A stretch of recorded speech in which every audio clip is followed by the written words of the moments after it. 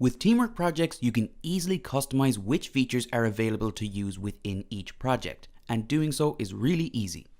All we need to do is make sure that we're in the Settings tab of our project, and then within this Settings tab, make sure that we're in the General section here.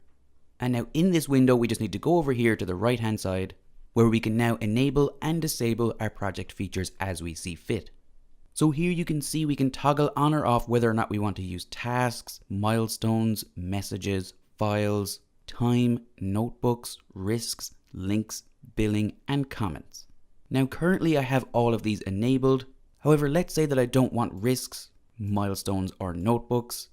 Now these features have been disabled. And now if we check our tabs up here, we can see that these options are no longer available. And that's it. That's how easy it is to enable and disable project features in Teamwork projects. If you have any further questions, feel free to contact us, support@teamwork.com.